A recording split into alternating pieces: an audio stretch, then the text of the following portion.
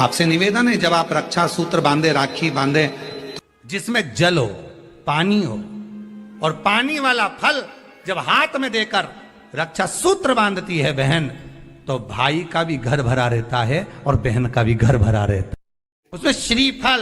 आपसे निवेदन है, जब आप रक्षा सूत्र बांधे, राखी बांधे, तो राखी भी श्री शिवाय नमस्तुभ्यं, श्री शिवाय नमस्तुभ्यं, श्री शिवाय नमस्तुभ्यं।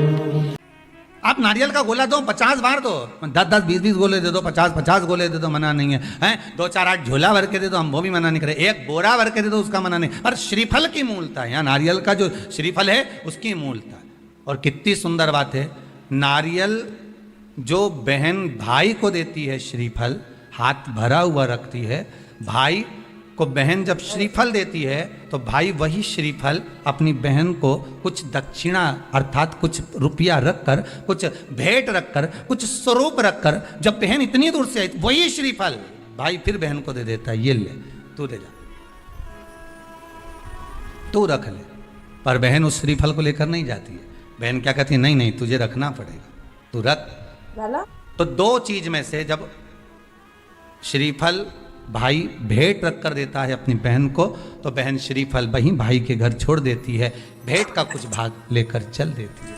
ये बहन का प्रभाव। रक्षा सूत्र को लोगों ने बिगाड़ दिया आज के जमाने में, तो रक्षाबंधन का भी महत्व लोग नहीं जानते कि कैसे रक्षा सूत्र बनना चाहिए, कैसे रक्षाबंधन होना चाहिए, उसका भी विशेष महत्व होता है भाई। दिन भर राखी में भद्रा है, खाने में भद्रा नहीं है, तुम तो अच्छे से खाओ डपट के, कोई मना, तुम खाओ दिल से।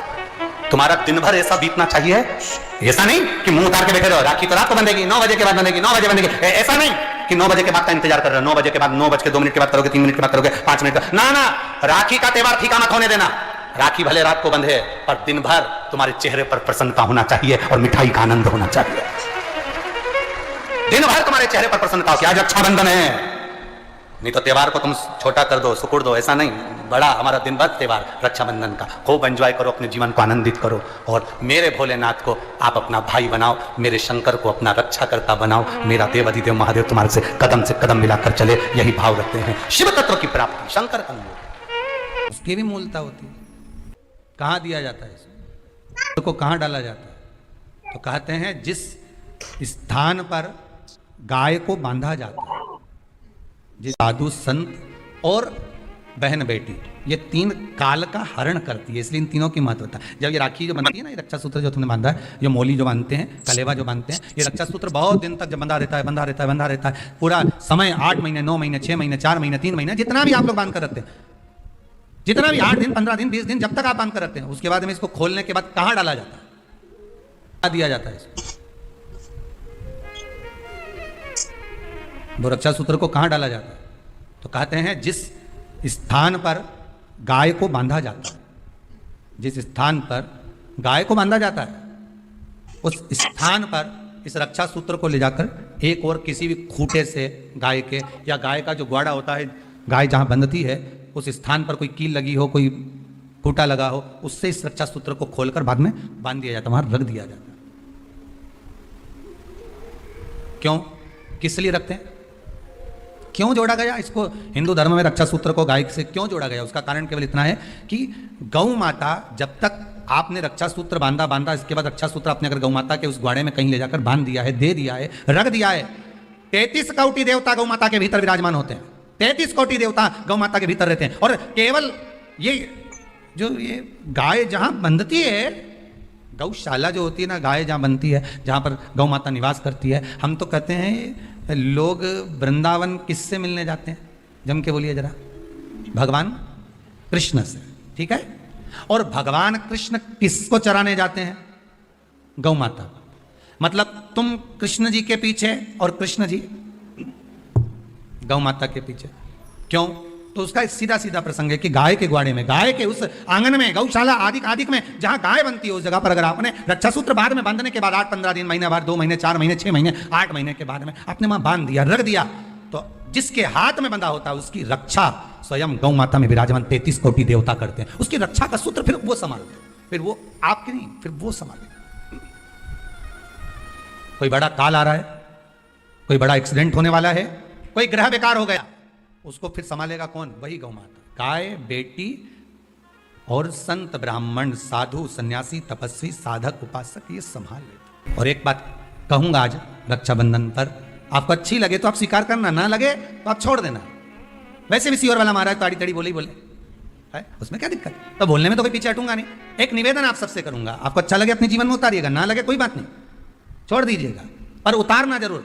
बहन से प्रॉपर्टी के चक्कर में कितना भी झगड़ा चल रहा हो, बहन का भाई से एक मकान के चक्कर में कितना भी झगड़ा चल रहा हो, संपदा के चक्कर में कितना भी झगड़ा चल रहा हो, तो भी निवेदन करूंगा, बहन और भाई तुम खूब लड़ो प्रॉपर्टी और जमीन के लिए, पर रक्षाबंधन के दिन कम से कम एक दूसरे के नहीं भी जाओ तो फोन लगाकर जीजी और बहन भाई से, भाई बहन से एक बार तो बात कर लो, क्योंकि धन अपनी जगह रह जाएगा साहब, वहां धन नहीं जाने वाला, आपका व्यवहार जाने वाला, आपका प्रेम जाने वाला। माना उसने कुछ भी करा हो, अदालत में केस लगा दिया हो, 25 केस चल रहे हो अदालत में, 50 बार तुम्हें पेशी पर जाना पड़ रहा हो, 50 बार झगड़े हो गए, 50 बार तलवार लेकर खड़े हो गए, डंडे लेकर खड़े हो गए, एक दूसरे को मारने को तैयार हो गए, पर निवेदन है, एक माता के गर्भ से तुम जन्मे हो, कम से कम उस माता के दूध का फर्ज अदा करो। और एक बार कितना भी झगड़ा हुआ हो, इस आस्था चैनल के माध्यम से आज रक्षाबंधन के दिन भले राखी बंधवाओ मत बंधवाओ, पर एक फोन लगाकर तो पूछ लो, जीजी कैसी है, कब आएगी बता।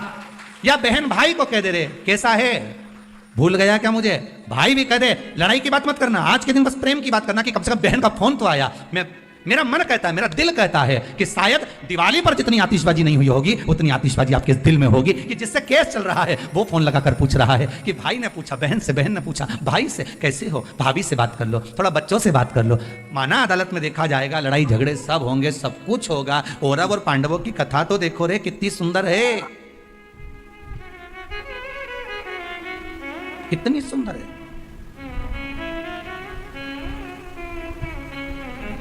पांडवों की बहन सुभद्रा राखी बांधने कौरवों को जाती है, कौरवों की बहन राखी बांधने के लिए पांडवों को जाती है। जरा विचार करिए, क्या युद्ध के मैदान में लड़े नहीं, क्या युद्ध के मैदान में मरे नहीं, युद्ध अपनी जगह पर है। बताओ कि राखी कब बंधवा, पहले तो ये बताओ राखी किसको बांधी जाती है, जम के बोलो जरा, सही बोले तो क्या बोलते हैं वो नाटक में, सही पकड़े, बिल्कुल सही। किसको राखी बांधी जाती है? रक्षा करने वाले को।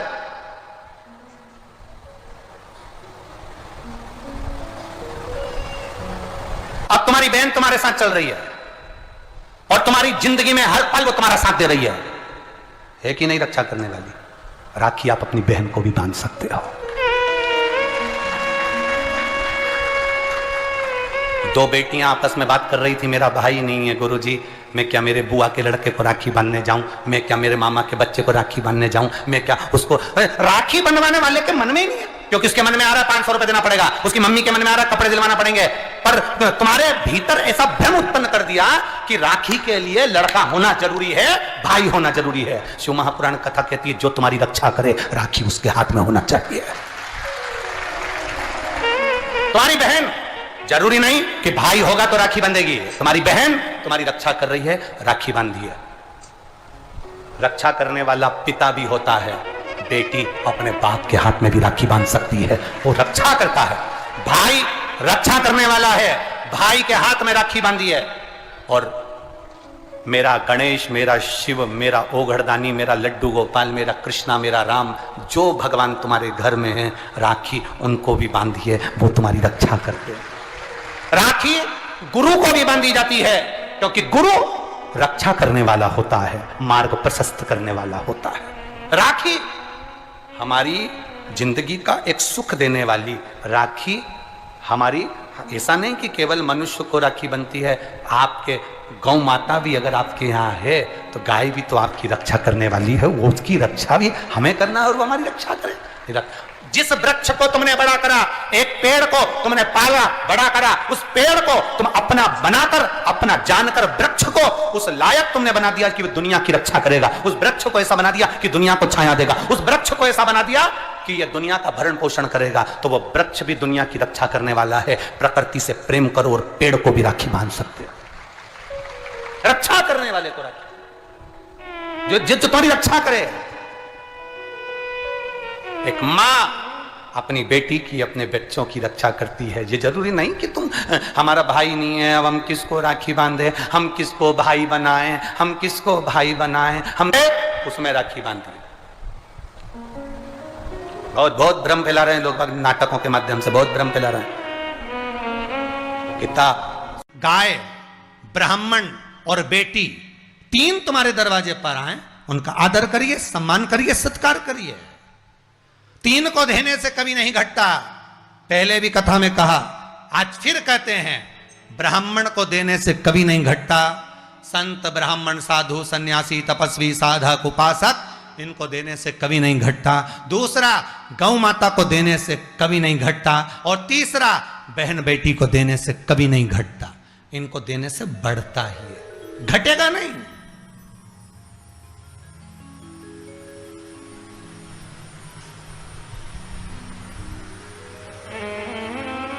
तीनों को देने से कभी नहीं घटता।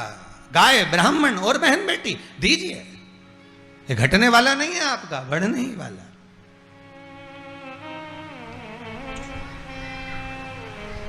महाराज, आप मेरे दरवाजे पर आए हो, ब्राह्मण आज मेरे द्वार पर आया है और ब्राह्मण मेरे दरवाजे पर आया है। कितना सुंदर बात है महाराज। गाय तुम्हारे दरवाजे पर अगर आकर खड़ी है, रोज 9 बजे भोजन देते हो, रोटी देते हो, आज 11 बजे आ गई, वापिस पलट कर आ गई, समझ लेना कोई काल आने वाला था। गौ माता इसलिए दरवाजे पर आकर खड़ी हो गई है, कोई काल तुम्हारे सम्मुख में आने वाला था। गाय ने तुम्हारे घर का अन्न खाया है, इसलिए गौ माता ने उस काल का हरण कर लिया। गाय उस काल का हरण कर गई।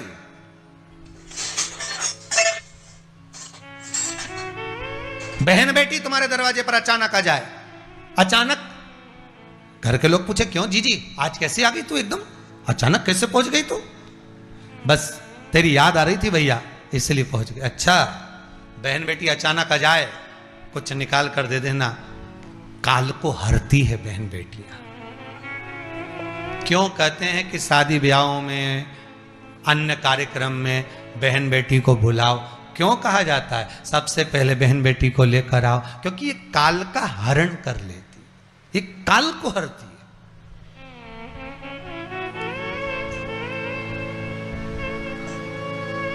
गाय तुम्हारे सामने आ जाए, वो काल का हरण कर रही। बहन बेटी तुम्हारे दरवाजे पर अचानक पहुंच जाए, कुछ दे दीजिए, काल का हरण करती है। संत ब्राह्मण तुम्हारे दरवाजे पर जाए, कुछ दे दीजिए, काल का हरण करते हैं।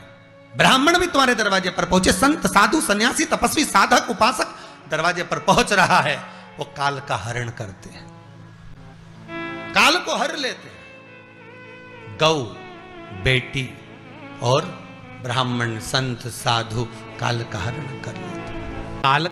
काल को हरने वाले होते हैं। पहले नंबर पर संत, ब्राह्मण, साधुजन, गुरुजन जब तुम्हारे दरवाजे पर आते हैं, तुम्हारा काल हर लेते हैं। दूसरे नंबर पर है गौ माता। गाय को जब हम रोटी देते हैं, गौ माता हमारे काल को हर लेती है। तीसरे नंबर पर है बहन बेटी, जब हमारे यहाँ आती है और हम कह देते हैं जीजी ये मेरी साड़ी है, पहन लो, घर से साड़ी लेकर मत आना। जब हम उसको साड़ी पहनने को दे देते हैं, तो एक ननन बहन बेटी ऐसी होती है जो अपने भाई के घर के काल को भी हर लेती है, वो बहन बेटी होती है। क्यों? माता लक्ष्मी जी ने जाकर राजा बलि की धर्म पत्नी के वस्त्र को क्यों लिया था? लक्ष्मी जी के भाई हैं राजा बलि, क्यों लिया? ऐसा वस्त्र में क्या था? क्यों कहा जाता है जीजी मेरी साड़ी पहन लो? क्यों भाभी कहती है ननन से लो मेरी साड़ी पहन लो, लो मेरी साड़ी पहन लो, क्यों कहती है? गुरुजन जब तुम्हारे दरवाजे पर आते हैं, तुम्हारा काल हर लेते हैं। दूसरे नंबर पर है गौ माता। गाय को जब हम रोटी देते हैं,